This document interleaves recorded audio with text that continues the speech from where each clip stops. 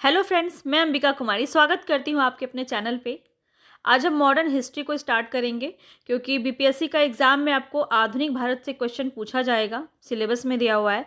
इसीलिए हम यहीं से स्टार्ट कर रहे हैं क्योंकि इसके बाद मैं आपको करवा दूंगी धीरे धीरे पूरा प्राचीन और मध्य भारत भी हम देखेंगे। लेकिन आज हम आधुनिक भारत से स्टार्ट कर रहे हैं क्योंकि परीक्षा की दृष्टि से देखा जाए तो अभी सबसे ज़्यादा इम्पॉर्टेंट हमारा आधुनिक भारत हो जाता है। तो इसीलिए पूरे टॉपिक वाइज आपको एमसीक्यू प्रैक्टिस करवाऊंगी। अभी थ्योरीज करने का टाइम नहीं है, मैं आपको थ्योरीज भी करवाऊंगी।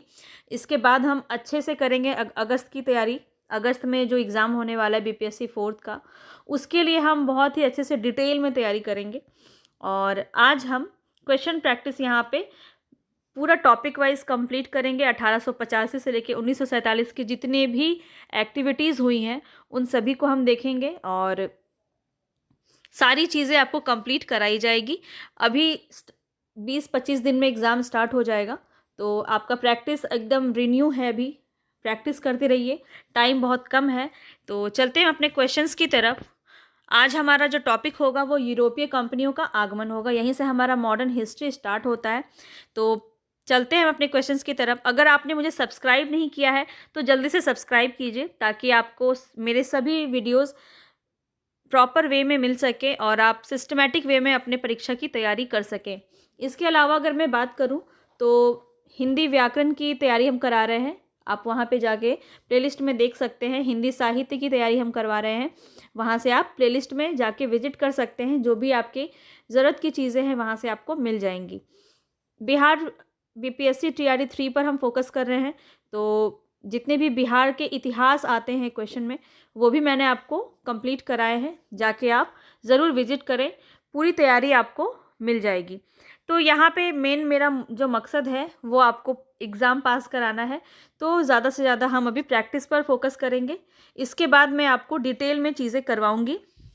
अभी हम क्वेश्चन बहुत अच्छे से करेंगे, तो जल्दी से जल्दी चैनल पे जुड़िए और लोगों को शेयर कीजिए ताकि सबके पास ये उपलब्ध हो सके। आपको ज़्यादा भटकना ना पड़े, इसलिए मैं हर चीज़ आपको करवा रही हूँ ताकि बीपीएससी की पूरी तैयारी आपकी एक जगह से कंप्लीट हो सके। तो ज़्यादा से ज़्यादा शेयर कीजिए और पसंद आए, मेरी मेहनत अगर आपको पसंद आ रही है तो लाइक कीजिए और ज़्यादा से ज़्यादा शेयर कीजिए। चलते हैं हम अपने क्वेश्चंस की तरफ। पहला क्वेश्चन है हमारा, वास्को डी गामा कालीकट पर किस वर्ष आया था? तो यहाँ पे ये बहुत ही इंपॉर्टेंट क्वेश्चन है आपका। ये कब आया था? तो 1498 एडी में ये आपका आया था। और सर्वप्रथम कहाँ आया था? तो हम यहाँ पे पूरी कहानी आपको दिखा रहे हैं। इसका आप स्क्रीनशॉट ले सकते हैं या फिर इसको आप नोट कर सकते हैं। मध्यकाल में सर्वप्रथम भारत से संबंध स्थापित करने वाले पुर्तगीज थे। ये क्वेश्चन आपका कई बार पूछा जाता है। तो कौन थे सबसे पहले, किन्होंने संबंध स्थापित किया था? तो वो थे पुर्तगीज। ठीक है, पुर्तगाल के थे। और कौन थे सर्वप्रथम? वास्को डी गामा थे, जो भारत के पश्चिमी तट से बंदरगाह कालीकट पर 20 मई 1498 को ये पहुंचा। उसने यहाँ पहुंचकर भारत के नए समुद्री मार्ग की खोज की। ये सब बात यहाँ पे बहुत ही ज़्यादा इंपॉर्टेंट है। जितनी भी चीज़ें मैं आपको बता रही हूँ इसको आप नोट कर लीजिए या आप स्क्रीनशॉट ले सकते हैं इसका। कालीकट के तत्कालीन शासक जमोरिन। देखिए क्वेश्चन आपका यहाँ से पूछा जाता है, तो जो जो चीज़ें मैं आपको यहाँ पे मार्क करवा रही हूँ इसको तो आप बिल्कुल अच्छे से ध्यान रखेंगे। किसने जो है स्वागत किया था वास्को डी गामा का? तो जमोरिन यहाँ पे राइट हो जाएगा। पुर्तगाली व्यापारियों ने भारत में कालीकट, गोवा, दमन द्वीप एवं हुगली के बंदरगाहों में अपनी व्यापारिक कोठियां स्थापित की। 1505 ईस्वी में फ्रांसिस्को द अल्मीड़ा, देखिए इनका नाम आप ध्यान रखिए, ये जो है प्रथम क्या था? पुर्तगाली वायसराय या गवर्नर था। कौन? De Almeida. ठीक है, अल्मीडा ने ही क्या किया था? ब्लू वाटर पॉलिसी या इसने स्टार्ट किया था जल की नीति के रूप में। तो ये सब मैं आपको कहानी इसलिए बता रही हूँ क्योंकि इससे रिलेटेड आपके क्वेश्चन सभी आने वाले हैं, तो आप चीज़ों को ज़्यादा अच्छे से समझ पाएंगे और क्वेश्चन को आपको याद करने में बहुत ही फ़ायदा होगा। याद आपको बहुत आसानी से हो जाएगा। इसलिए पूरी कहानी को हम ध्यान से सुनेंगे और समझेंगे। तो कौन था वायसराय या गवर्नर पुर्तगाली का प्रथम? तो अल्मीड़ा था। और व्यापारिक हितों के परिप्रेक्ष्य में हिंद महासागर में प्रभुत्व स्थापित करने के लिए अल्मीड़ा ने ब्लू वाटर पॉलिसी अर्थात नीला जल की नीति प्रतिपादन किया था। इतनी कहानी आपको समझ में आ गई होगी। अब इससे रिलेटेड आपके कुछ क्वेश्चन आएंगे, उसको आप आसानी से कर पाएंगे। निम्नलिखित में से कौन नीला जल आयोग ब्लू वाटर नीति से संबंधित है? तो यहाँ पे हमने अभी अभी देखा द अल्मीड़ा यहाँ पे राइट ऑप्शन हो जाएगा। अल्मीड़ा कौन था? तो कौन था ये? पुर्तगाली का वायसराय था, वायसराय, ठीक है, वायसराय या फिर गवर्नर भी आप इसको कह सकते हैं। गवर्नर था या वायसराय था पहला। आगे चलते हैं। मध्यकाल में सर्वप्रथम भारत से व्यापार संबंध स्थापित करने वाले कौन थे? तो अभी अभी हमने देखा कौन थे, कौन हो जाएंगे? पुर्तगाली यहाँ पे राइट ऑप्शन हो जाएगा। चलते हैं आगे। अब आपको क्वेश्चंस करने में यहाँ आसानी हो रही होगी। पूरी कहानी हमने इसीलिए देखा ताकि आपको चीज़ें आसानी से याद हो जाए और आप आसानी से इसका आंसर कर पाएँ। तो यहाँ पूछा जा रहा है वास्को डी गामा भारत कब आया? अभी अभी हमने देखा 1498, यहाँ पे राइट ऑप्शन हो जाएगा। याद कर लीजिए, यहीं पे याद कीजिए। और यहाँ पे कब आया था? तो 1498 में आया था। ध्यान रखेंगे, ये सारी बातें हमने देख ली है। अब यहाँ पे नेक्स्ट क्वेश्चन है हमारा, पुर्तगाली उपनिवेश का प्रथम वायसराय भारत में कौन हुआ? तो कौन हुआ था? अल्मीड़ा। यहाँ पे हमने राइट ऑप्शन नंबर सी देखा था। ऑप्शन को याद करते चलेंगे, क्वेश्चन को याद करते हुए चलेंगे। इतना हमारे पास समय नहीं है कि हम बार बार ये कर पाएँ, ठीक है। प्रैक्टिस हमें करना है।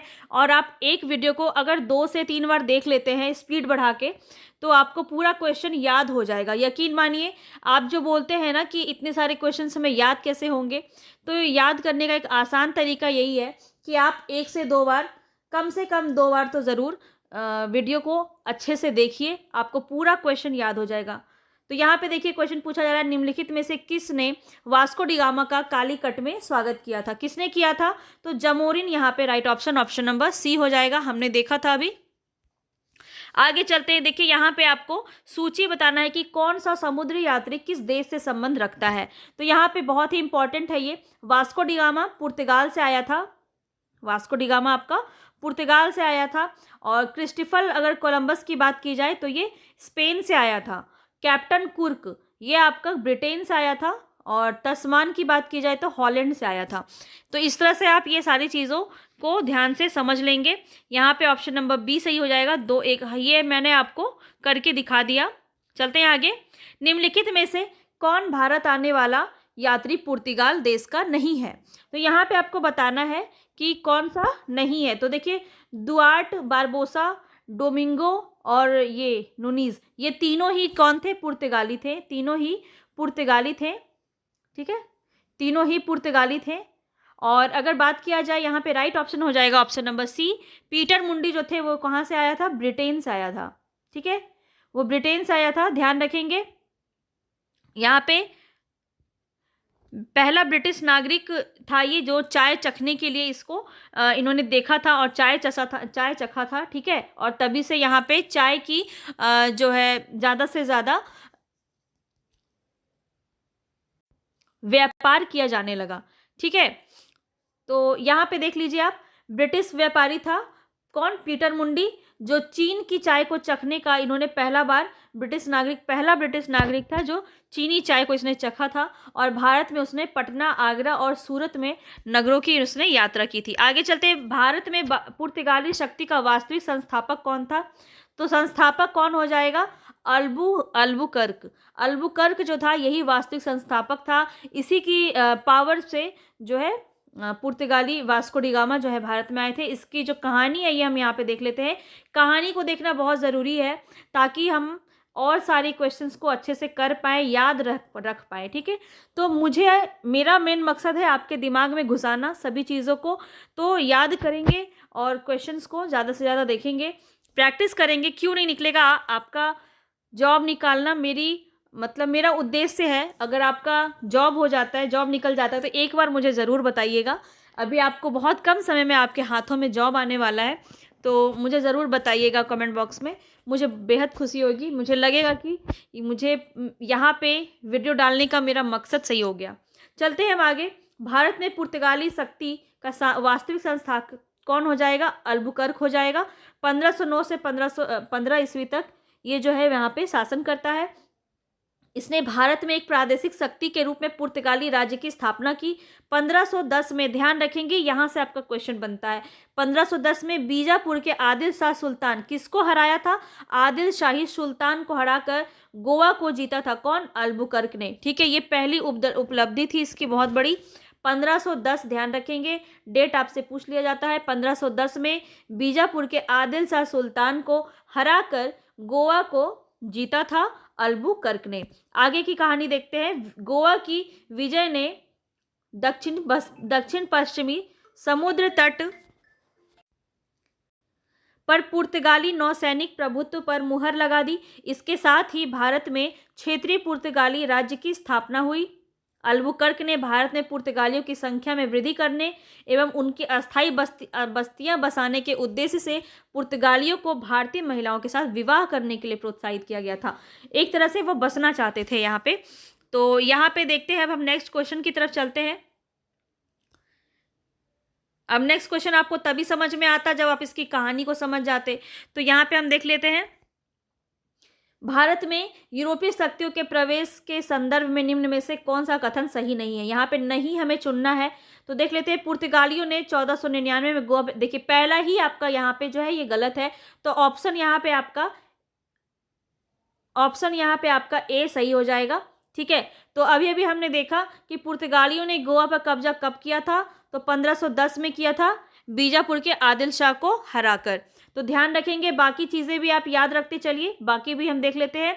ये हमारा सही है तो ये हमें देखना ज़्यादा ज़रूरी है। अंग्रेजों ने पहला कारखाना दक्षिण भारत में मछलीपट्टनम में लगाया। सही है। पूर्वी भारत में अंग्रेजी कंपनी 1633 में उड़ीसा में पहला कारखाना लगाया। ये भी सही है। और डुप्ले के नेतृत्व में फ्रांसीसियों ने 1746 में मद्रास पर कब्जा किया। तो ये तीनों बातें आप ध्यान में रखेंगे। चलते हैं आगे। पुर्तगालियों ने भारत में निम्नलिखित में से किस स्थान पर प्रथम दुर्ग का निर्माण किया? तो पहला दुर्ग इसने कहाँ पे लगाया था अपना? तो कोचीन में लगाया था। ध्यान रखेंगे, पुर्तगालियों ने भारत में पहला जो दुर्ग स्थापित किया था वो कोचीन में किया था। और ये कौन थे? अल्बुकर्क थे, जो कि उस समय वो गवर्नर नहीं थे 1503 में, लेकिन उन्होंने ही कोचीन में दुर्ग की स्थापना की थी। जिन यूरोपियों ने भारत में प्रथमतः सामुद्रिक व्यापारिक केंद्र स्थापित किए, कौन से ऐसे यूरोपीय थे जो समुद्री व्यापारिक केंद्र स्थापित किए? तो वो थे पुर्तगाली। ध्यान रखेंगे। चलते हैं आगे नेक्स्ट क्वेश्चन की तरफ। नेक्स्ट क्वेश्चन है हमारा, बंगाल की निम्नलिखित फैक्ट्रियों में से एक जो पुर्तगालियों द्वारा स्थापित किया गया। तो कौन सा पुर्तगालियों द्वारा स्थापित किया गया? हुगली। ठीक है, हुगली आपका स्थापित किया गया। यहाँ पे आप देख लीजिए, पुर्तगाली governor Nino de Cunha Madras के निकट सैनथोमी और बंगाल में हुगली में पुर्तगाली बस्तियां स्थापित कर भारत के पूर्वी तट की ओर पुर्तगाली वाणिज्य का विस्तार किया। 1534 ईस्वी में पुर्तगालियों ने बंगाल के शासक गयासुद्दीन मोहम्मद शाह से सतगांव और चटगांव में अपनी फैक्ट्रियां स्थापित करने की अनुमति प्राप्त कर ली और बंगाल में अनेक पुर्तगाली बस्तियों की स्थापना की गई। बाकी चीज़ें आपका उतना ज़रूरी नहीं है। चलते हैं आगे। यहाँ पे देखिए,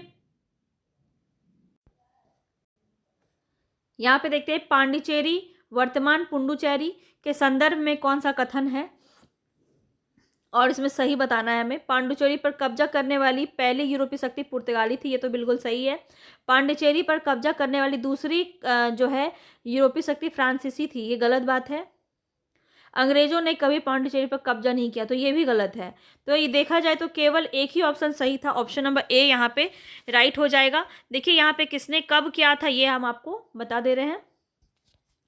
पांडिचेरी में सर्वप्रथम पुर्तगालियों ने अपना उपनिवेश स्थापित किया। पांडिचेरी के बाद किसने किया? तो डचों ने किया। ठीक है, डच ने किया, अपनी व्यापारिक कोठियाँ स्थापित की, जिसके बाद 1673 में फ्रांसीसी ने यहाँ पर अपनी बस्ती स्थापित की और अंग्रेजों ने भी पांडिचेरी पर 1793 ईस्वी में कब्जा कर लिया था और 1814 ईस्वी में हुई पेरिस की संधि के तहत इसे फ्रांस को सौंप दिया गया। इस प्रकार केवल एक ही कथन वहाँ पे सही हो रहा था। तो हम देख लेते हैं इसको। पहले पुर्तगाल थे, उसके बाद डच, उसके बाद फ्रांसीसी, उसके बाद ब्रिटिश, ठीक है, अंग्रेज आए। चलते हैं, इतने सारे लोगों ने आके यहाँ हम पर राज किया। अब यहाँ पे देख लेते हैं, हुगली का बंगाल की खाड़ी में समुद्री लूटपाट के लिए किसने अड्डा बनाया था? समुद्री लूटपाट के लिए किसने अड्डा बनाया था? तो पुर्तगालियों ने बनाया था। यहाँ पे बंगाल की खाड़ी में समुद्री लूटपाट के लिए अड्डे के रूप में इस्तेमाल किया जाता था पुर्तगालियों द्वारा हुगली, ठीक है। चलते हैं आगे, बंगाल की खाड़ी में समुद्री डकैती हेतु हुगली का उपयोग कौन करता था? हुगली का उपयोग कौन करता था? अभी अभी हमने देखा पुर्तगाली करते थे। किस किस तरह से आपके क्वेश्चन यहाँ पे पूछे जाते हैं वो आप यहाँ पे ध्यान रखेंगे। आगे चलते हैं, निम्नलिखित में से कौन कलकत्ता का संस्थापक था? ये क्वेश्चन आपका कई बार पूछा जाता है, तो ध्यान रखेंगे कलकत्ता का संस्थापक कौन था? जॉब चरनॉक। जॉब चरनॉक यहाँ पे राइट ऑप्शन हो जाएगा। इसकी कहानी हम थोड़ा देख लेते हैं ताकि आगे के क्वेश्चन हमें आसानी से सॉल्व कर पाए। कासिम बाजार के फैक्ट्री के प्रमुख जॉब चार्नॉक ने अंग्रेजों के व्यापार केंद्र के लिए हुगली के स्थान पर सुतानुती अथवा सुतनौती कलकत्ता का स्थल को चुना। उसे ही कलकत्ता का संस्थापक माना जाता है। हालांकि मई 2023 में दिए गए अपने निर्णय में कलकत्ता उच्च न्यायालय की एक खंडपीठ ने जॉब चरनॉक को कलकत्ता का संस्थापक ना मानते हुए कहा कि कलकत्ता जॉब चरनॉक के आगमन से पूर्व अस्तित्व में आ चुका था तथा इस आधार पर कलकत्ता का स्थापना 24 अगस्त 1690 दिवस फाउंडेशन दिवस के रूप में नहीं माना जा सकता। तो यहाँ पे देखिए कई उच्च न्यायालय ने ये बात यहाँ पे कही थी, ठीक है। तो ये सारी चीज़ें आपको ध्यान में रखनी है। आगे चलते हैं, कलकत्ता को किसने बसाया? तो यहाँ पे अगेन क्वेश्चन का आंसर होगा जॉब चरनॉक ने बसाया, ठीक है। चलते हैं आगे। अब ये क्वेश्चन आपसे पूछा जाए तो आप बिल्कुल गलत नहीं करेंगे। यहाँ पूछा जा रहा है कि प्रथम नगर निगम स्थापित किया गया किस स्थान पर? भारत में प्रथम नगर निगम स्थापित किया गया तो मद्रास में नगर निगम पहला स्थापित किया गया, ठीक है। आधुनिक भारत में पहला नगर निगम 1688 ईस्वी में मद्रास के पूर्व प्रेसिडेंसी शहर में स्थापित किया गया था। पूरा टॉपिक आपको कवर यहाँ पे कराया जाएगा, तो चिंता नहीं करें और अपना समय यहाँ पे इन्वेस्ट कीजिए, अच्छे से प्रैक्टिस कीजिए, 1 से 2 बार पढ़िए चीज़ों को और याद करने की कोशिश कीजिए। पसंद आ रहा है तो लाइक ज़रूर कीजिए। भारत के साथ व्यापार करने के लिए सर्वप्रथम संयुक्त पूंजी कंपनी किन लोगों ने प्रारंभ की? तो किसने की? देखिए यहाँ पे संयुक्त पूंजी कंपनी की बात की जा रही है, ध्यान रखेंगे डच यहाँ पे आपका राइट ऑप्शन हो जाएगा। देखिए भारत के साथ सर्वप्रथम संयुक्त पूंजी कंपनी 1600 ईस्वी में लंदन में स्थापित अंग्रेजी East India Company the governor and company of merchant of London trending into the East Indies, ये इनका पूरा कंपनी का नाम था। इसके बाद 1602 में डच कहाँ से थे? हॉलैंड संसद द्वारा पारित प्रस्ताव से एक संयुक्त डच ईस्ट इंडिया कंपनी की स्थापना हुई। ब्रिटेन ना होने के कारण विकल्प यहाँ पे सही हो जाता है। देखिए सबसे पहले ब्रिटेन ने किया था ईस्ट इंडिया कंपनी, अंग्रेज ने, ठीक है, लंदन में स्थापित किया था ईस्ट इंडिया कंपनी 1600 ईस्वी में। दूसरा था 1602 में डच। देखिए आपका ऑप्शन में नहीं था अंग्रेज, ठीक है, ईस्ट इंडिया कंपनी नहीं था, ब्रिटेन नहीं था, इसीलिए डच हमारा राइट ऑप्शन हो गया। अगर आपको ऑप्शन में ब्रिटेन मिलता है तो राइट ऑप्शन आपका ब्रिटेन हो जाएगा। चलते हैं आगे। निम्नलिखित कथनों में से कौन सा एक सही है? सही बताना है। देखते हैं, आधुनिक कोची भारत की स्वतंत्रता तक डच उपनिवेश था। ऐसा बिल्कुल नहीं है, पुर्तगाली सबसे लास्ट में थे, है ना। डचों ने पुर्तगालियों को पराजित किया और आधुनिक कोची में उन्होंने फोर्ट विलियम का निर्माण किया। ये सही बात इसमें कहा जा रहा है। आधुनिक कोची पहले डच उपनिवेश था जिस पर बाद में पुर्तगालियों का अधिकार हो गया। ऐसा नहीं है, पुर्तगालियों, ये भी गलत है, ये भी गलत है। पुर्तगालियों को पराजित किया था डचों ने, ठीक है, डच ने नहीं किया था पुर्तगाली को, तो ये भी गलत है आपका। और यहाँ पे लास्ट देख लेते हैं, आधुनिक कोची कभी भी ब्रिटिश उपनिवेश का भाग नहीं था, तो ये भी गलत है, ठीक है। यहाँ पे राइट ऑप्शन नंबर बी आपका हो जाएगा। चलते हैं आगे।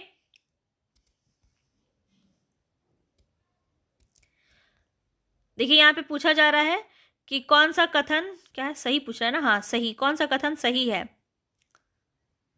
तो यहाँ पे देख लेते हैं, डच लोगों ने पूर्वी तटीय क्षेत्रों में गजपति शासकों द्वारा प्रदान की गई जमीनों पर अपनी फैक्ट्रियां या गोदाम स्थापित किए। ये वाला बात आपका गलत कहा गया है। अल्फांसो द अल्बुकर्क ने बीजापुर सल्तनत में गोवा को छीन लिया था। बिल्कुल 1510 में हमने पढ़ा है इसको, ये सही है। अंग्रेजी ईस्ट इंडिया कंपनी ने मद्रास में विजयनगर साम्राज्य के एक प्रतिनिधि से पट्टे पर ली गई जमीन में प्लॉट पर फैक्ट्री स्थापित की थी। ये बात भी आपका सही है। तो यहाँ पे ऑप्शन नंबर बी आपका सही हो जाएगा। ठीक है, ऑप्शन नंबर बी आपका सही हो जाएगा। चलते हैं आगे।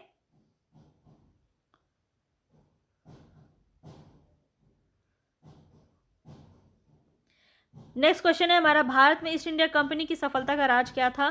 तो देख लेते हैं यहाँ पे कौन सा आपका राइट ऑप्शन है। भारत में राष्ट्रीय भावना की कमी। बिल्कुल, भारत में उस समय राष्ट्रीय भावना की बिल्कुल कमी थी। कंपनी की सेना को पश्चिमी प्रशिक्षण मिला था तथा उसके पास आधुनिक हथियार थे। ये भी सही कारण लग रहा है। भारतीय सैनिकों में राष्ट्रीय भावना का अभाव था, जिसके फलस्वरूप कोई भी उसमें उन्हें अच्छा वेतन दे अपनी सेवा में लगा सकता था। मतलब यहाँ पर उस समय एकता की कमी थी और वेतन अगर अच्छा मिल रहा है तो वो लोग सेवा में लग जाते थे। तो इस तरह से क्या हुआ कि सफलता का राज ईस्ट इंडिया कंपनी का, ये तीनों ही राइट ऑप्शन नंबर डी हो जाएगा, उपयुक्त तीनों। चलते हैं आगे। निम्नलिखित में से ब्रिटिश कंपनियों में से किसे भारत में व्यापार करने का पहला अधिकार पत्र प्राप्त हुआ था? तो पहला अधिकार किसको हुआ था? लीवेंट कंपनी को पहला अधिकार प्राप्त हुआ था। देख लेते हैं यहाँ पे इसकी कहानी क्या है।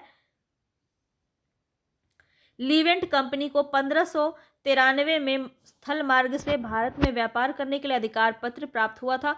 31 दिसंबर 1600 को महारानी एलिजाबेथ प्रथम ने the governor and company of merchant of London trading into the East Indies को समुद्री मार्ग से ईस्ट इंडीज के साथ व्यापार करने का पहला अधिकार पत्र प्रदान किया था।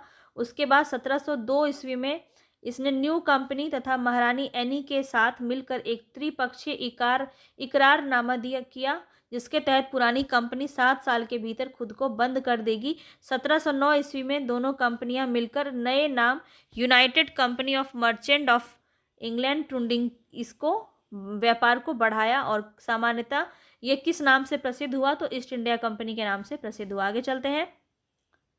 यहाँ पे पूछा जा रहा है कि लंदन में ब्रिटिश ईस्ट इंडिया कंपनी के गठन के समय भारत का बादशाह कौन था? तो कौन था उस समय? अकबर यहाँ पे राइट ऑप्शन हो जाएगा। और जब यहाँ पे उन्होंने फैक्ट्री वगैरह डाला था तब कौन था? तो जहांगीर हो जाएगा। चलते हैं, देख लेते हैं यहाँ पे। देखिए, जब ये ईस्ट इंडिया कंपनी भारत में आया 1556 से 1605 जो अकबर का समय था, उस समय कौन आया? अकबर के समय में व्यापारी यहाँ पे आए थे, ईस्ट इंडिया कंपनी यहाँ पे आया था। चलते हैं आगे। किस मुगल सम्राट के काल में इंग्लिश ईस्ट इंडिया कंपनी ने भारत में सर्वप्रथम कारखाना स्थापित किया? जहांगीर के समय में। ये अकबर का पुत्र था जहांगीर, जिसका बचपन का नाम क्या था? सलीम। इसको ध्यान में रखेंगे, ये क्वेश्चन भी आपका पूछा जाता है। आगे चलते हैं। देखिए, यहाँ पे अगर बात किया जाए कि कारखाना स्थापित कहाँ किया था, तो देख लेते हैं। जहांगीर के शासनकाल में इंग्लिश ईस्ट इंडिया कंपनी ने 1611 में मछलीपट्टनम के नाम से एक अस्थायी कारखाना स्थापित किया था। बाद में 1613 ईस्वी में सूरत में स्थापित कारखाना अंग्रेज का प्रथम अस्थायी कारखाना था। तो क्वेश्चन आपका यहाँ से भी पूछा जाता है कि पहला अस्थायी कारखाना आपका कौन सा था? तो सूरत हो जाएगा यहाँ पे। ठीक है, और ऐसे अस्थायी रूप में पूछा जाए तो मछलीपट्टनम हमने पहले भी देखा। यहाँ पे फिर देखते हैं, भारत में 1613 ईस्वी में अंग्रेजों ने अपनी पहली फैक्ट्री कहाँ स्थापित की? तो पहली फैक्ट्री कहाँ स्थापित की? सूरत में की। अभी अभी हमने देखा। आगे चलते हैं। निम्नलिखित में से किस अधिकारी ने पुर्तगालियों को स्वाली के स्थान पर हराया था? यहाँ पे पूछा जा रहा है अंग्रेज अधिकारी ने पुर्तगालियों को कहाँ पर हराया था? तो किसको हराया था? थॉमस बेस्ट यहाँ पे राइट आंसर हो जाएगा। इसने किसको हराया?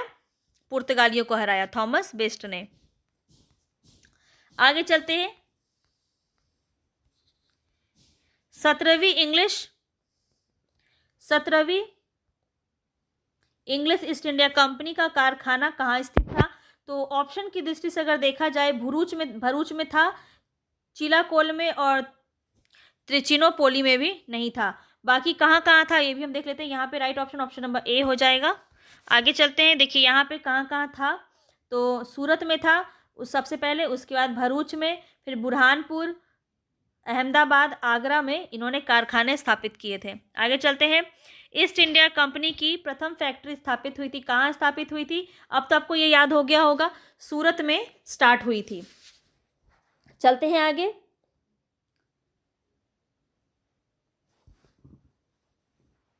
नेक्स्ट क्वेश्चन है हमारा, निम्नलिखित यूरोपीय व्यापारिक कंपनियों में से किसने सूरत में सर्वप्रथम अपना कारखाना स्थापित किया था? तो अंग्रेजों ने किया था। पुर्तगाली को यहाँ पे इन्होंने हरा दिया है। ये सब कहानी यहाँ पे खत्म हो गई है। ठीक है, आगे बढ़ते हैं। नेक्स्ट क्वेश्चन क्या है हमारा,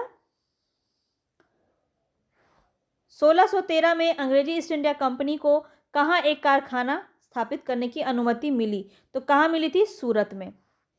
अब आपको ये पूरी अच्छी तरीके से याद हो गया होगा। सभी चीज़ों को हम अच्छे से करते हुए चलेंगे। टॉपिक वाइज हर चीज़ आपको कंप्लीट कराई जाएगी। इससे बाहर आपका क्वेश्चन देखने को नहीं मिलेगा। चलते हैं नेक्स्ट क्वेश्चन की तरफ। नेक्स्ट क्वेश्चन है, ईस्ट इंडिया कंपनी के प्रारंभिक दौर में वेस्टर्न प्रेसिडेंसी कहाँ थी? वेस्टर्न प्रेसिडेंसी कहाँ थी? सूरत में। ठीक है, बाद में क्या हो जाता है, बम्बई में इसको ट्रांसफ़र कर दिया जाता है। पहले सूरत में प्रेसिडेंसी थी और बाद में ये बॉम्बे हस्तांतरित कर दी गई। आगे चलते हैं, ब्रिटिश ईस्ट इंडिया कंपनी ने बम्बई किससे लिया था? तो बम्बई किससे लिया था? तो पुर्तगालियों से लिया था। ये भी हमने अभी अभी देखा।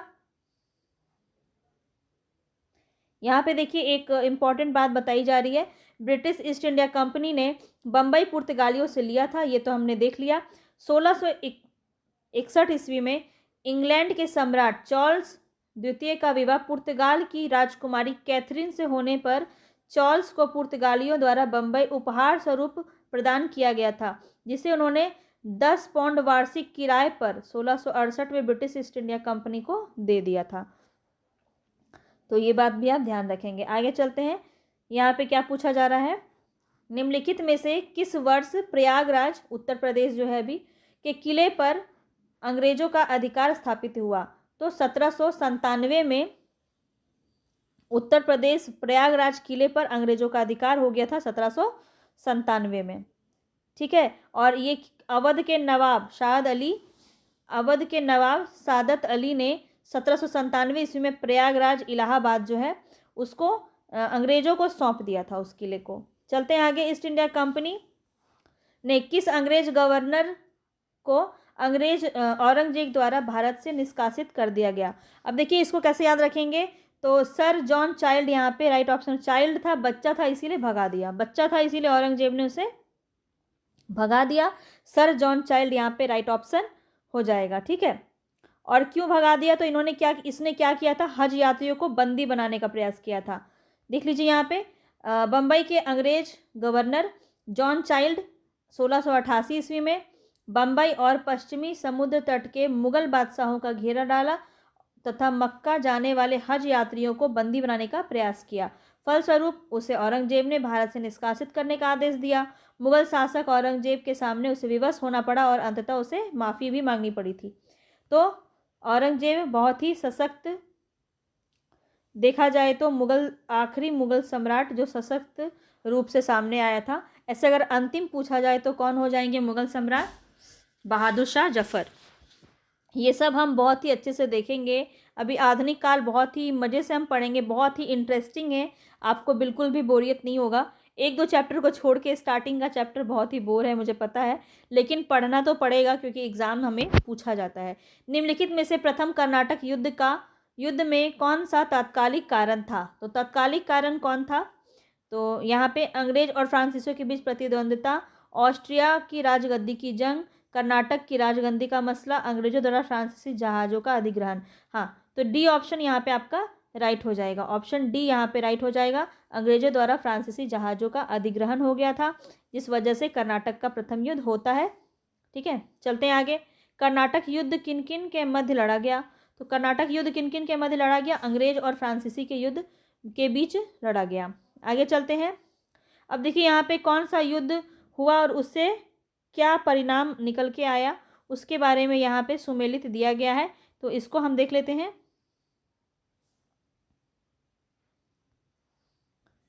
प्रथम कर्नाटक युद्ध और निर्णायक युद्ध था ये, ठीक है। इसमें कोई निर्णय निकल के नहीं आया। एक मिनट, ये गलत हो गया।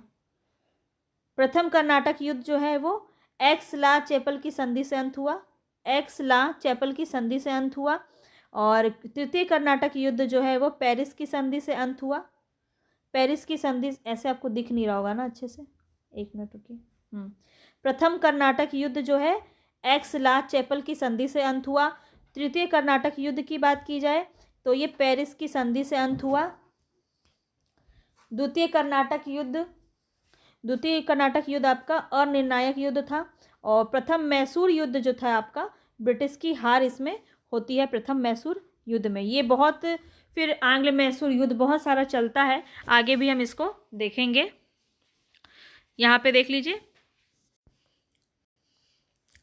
यहाँ पे हमने देख लिया। अब चलते हैं नेक्स्ट क्वेश्चन पे, इसको आप देख लीजिए, स्क्रीनशॉट इसका आप ले सकते हैं। चलते हैं आगे। नेक्स्ट क्वेश्चन है, निम्नलिखित में से कौन सा सही सुमेलित नहीं है। यहाँ पे सही सुमेलित नहीं है बताया जा रहा है। तो कर्नाटक का प्रथम युद्ध, यहाँ पे डेट आपको दिया गया है 1746 से 48। कर्नाटक का द्वितीय युद्ध 1750 से 52। कर्नाटक का तृतीय युद्ध 58 से 63। और पानीपत का तृतीय युद्ध 1761। तो यहाँ पे आपका राइट ऑप्शन हो जाएगा ऑप्शन नंबर बी। कर्नाटक का द्वितीय युद्ध 1750 से 52 आपका गलत है, यहाँ पे सही सुमेलित किया गया है। इसका आप स्क्रीनशॉट ले सकते हैं। द्वितीय युद्ध कब हुआ था? 1749 और 54 के बीच में हुआ था कर्नाटक का द्वितीय युद्ध। चलते हैं आगे, नेक्स्ट क्वेश्चन पे चलते हैं। नेक्स्ट क्वेश्चन है हमारा, निम्नलिखित में से कौन सा प्रथम यूरोपियन व्यक्ति था जिसने भू क्षेत्र अर्जित करने के उद्देश्य से भारतीय राजाओं के झगड़ों में भाग लेने की नीति आरंभ की? तो यहाँ पे डुप्ले आपका राइट ऑप्शन हो जाएगा।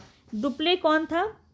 प्रथम यूरोपियन व्यक्ति था जिसने भू क्षेत्र अर्जित करने के उद्देश्य से भारतीय राजाओं के झगड़ों में भाग लेने की नीति को आरंभ किया। यहीं से स्टार्ट हुआ, जब लोग झगड़ों के बीच में आकर के और फूट डालने की नीति इसने अपनाई थी।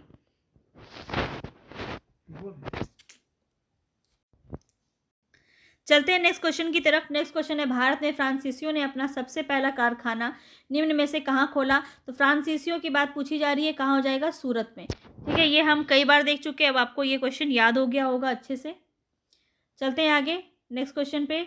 नेक्स्ट क्वेश्चन है, फ्रांसीसी ईस्ट इंडिया कंपनी की संस्थापना कहाँ पे, किसके शासनकाल में हुई थी? तो यहाँ पे जो लुई 14वें के शासनकाल में हुई थी।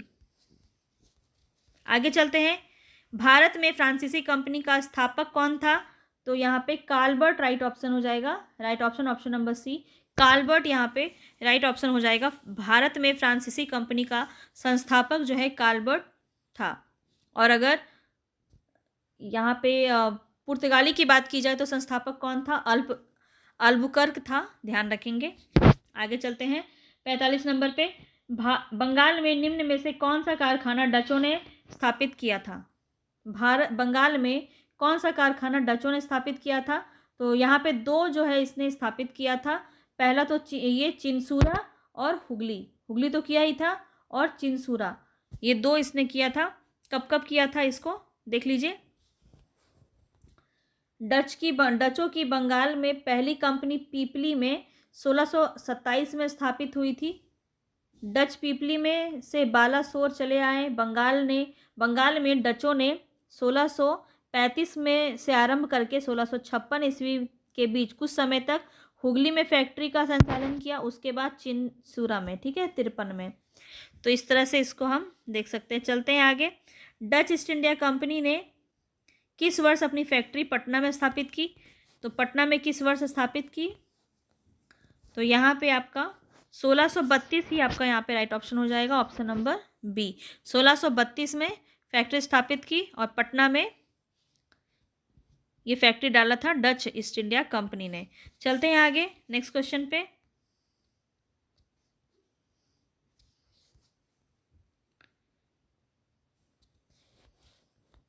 नेक्स्ट क्वेश्चन है, फ्रांसीसी दक्कन में शक्ति आंदोलन स्थापित करने में असफल रहे क्योंकि क्या कारण रहा जिससे फ्रांसीसी दक्कन में शक्ति आंदोलन स्थापित नहीं हो सका?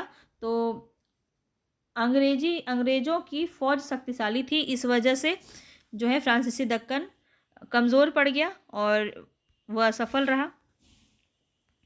देखिए यहाँ पे कुछ अन्य कारण के बारे में भी यहाँ पे जिक्र किया गया है। फ्रांसीसियों की पराजय का एक मुख्य कारण उनकी कमज़ोर नौसेना थी। वोल्टेयर के अनुसार ऑस्ट्रेलिया के उत्तराधिकारी युद्ध के समय फ्रांस की जल शक्ति का इतना हार्श हुआ कि 7 वर्षीय युद्ध के समय उनके पास एक भी जलपोत नहीं था।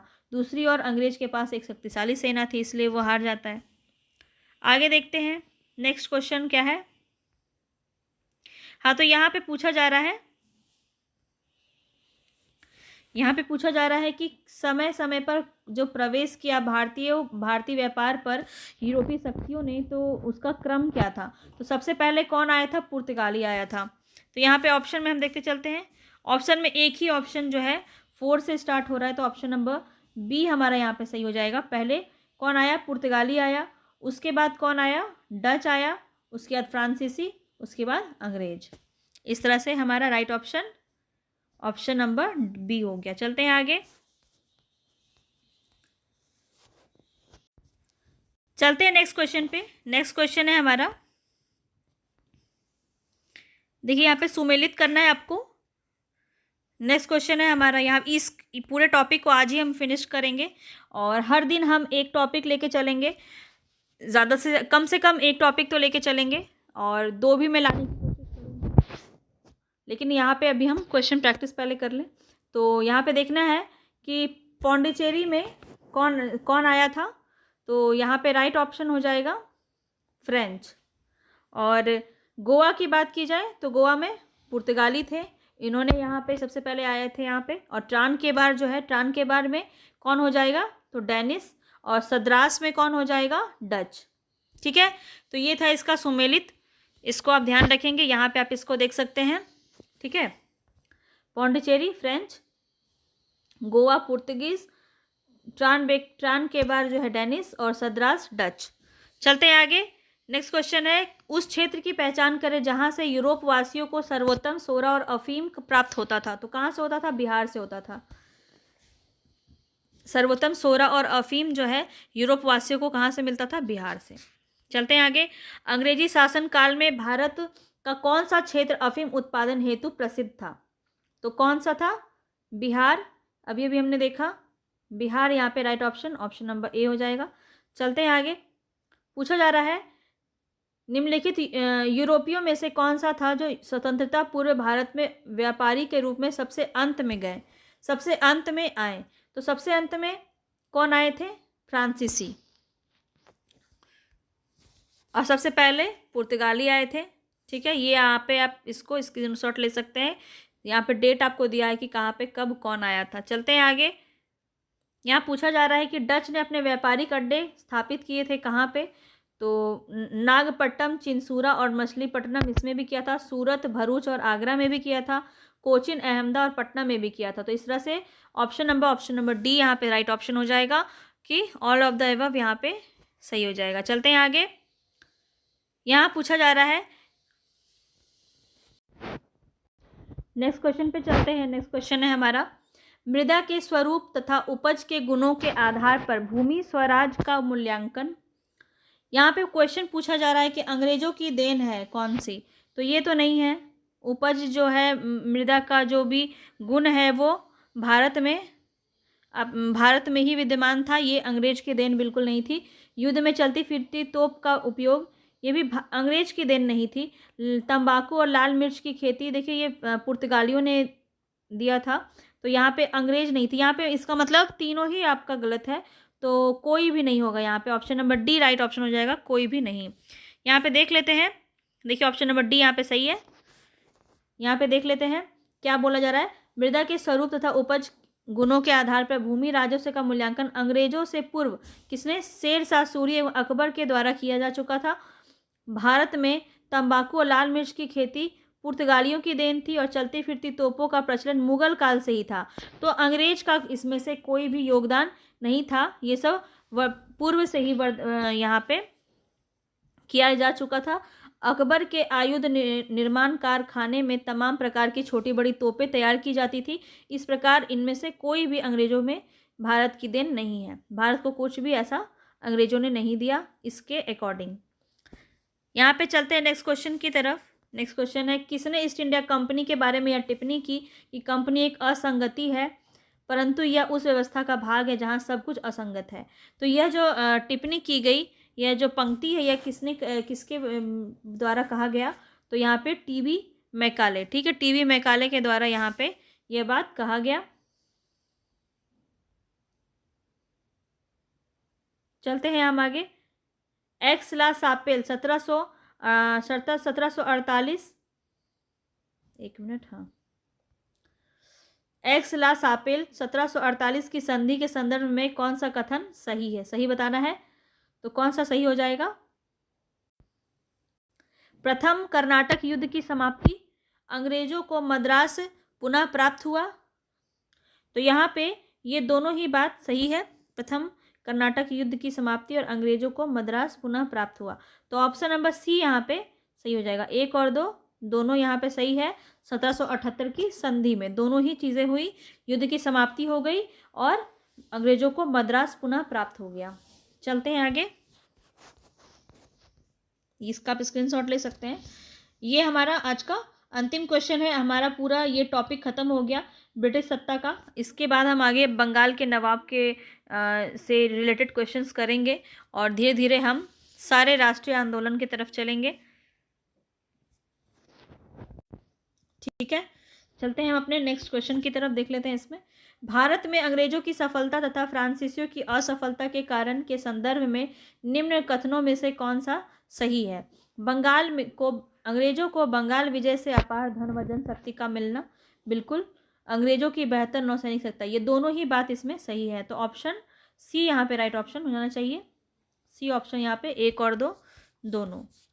तो इस तरह से हमने आज पूरा चैप्टर यहाँ पे कंप्लीट कर लिया है। ये यहाँ से आपके इससे ज़्यादा क्वेश्चन नहीं बनेंगे।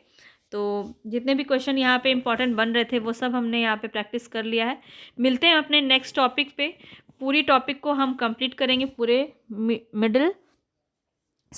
मॉडर्न हिस्ट्री को हम यहाँ पे कंप्लीट करेंगे।